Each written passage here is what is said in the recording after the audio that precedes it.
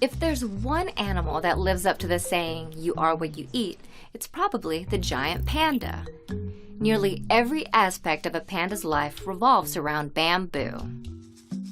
Giant pandas eat, and eat, and eat. Pandas can spend more than half of each day eating. To understand why pandas eat so much, you need to look more closely at what they eat.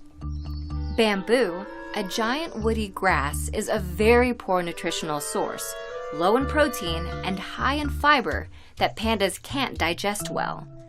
Yet, bamboo comprises 99% of a panda's diet. To compensate, pandas need to eat 20 to 40 pounds a day. Pandas have quite a bit in common with carnivores. A panda's digestive system is more closely related to that of a carnivore than an herbivore, which explains why they don't digest plants very well. Fortunately, they have other adaptations that help them chow down on bamboo stalks, including large, powerful jaws. When they're not eating, pandas rest, and poop, and poop.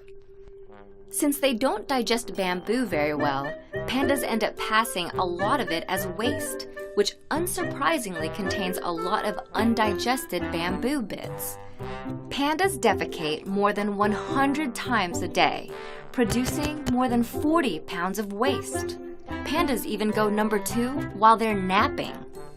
And they spend a lot of time napping as a way to compensate for their low-energy diet. Pandas have tiny cubs because of their poor diet. Baby giant pandas are born blind, helpless, and tiny, weighing just 5 ounces, or about 1/1000th the size of their mom. Of all placental mammals, panda cubs are the tiniest in comparison to their mother. Why so small? The mother's diet plays a role. Due to her low metabolism, a panda mother has a relatively low blood oxygen level, so the cub can get more oxygen outside the womb. Pandas' black and white fur may help them camouflage. Once again, we can look at a panda's diet to help understand why its fur is the color it is. Pandas don't store enough fat to hibernate like other bears, so they have to keep eating bamboo all year round.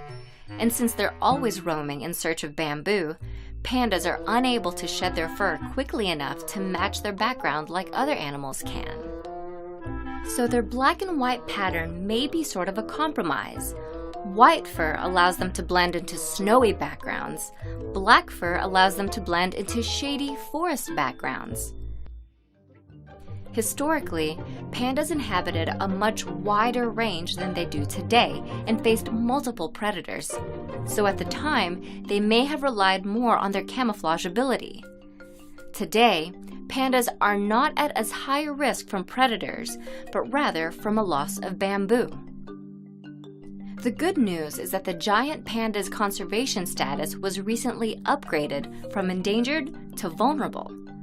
An estimated 1,850 pandas remain in the wild in China, an increase of 17% over the past decade. However, pandas still face significant threats tied closely to their food source. Human development has driven pandas into isolated, fragmented mountain regions, restricting their access to bamboo. Additionally, climate change threatens to eliminate more than 1/3 of the bamboo habitat that pandas rely on by the end of the century.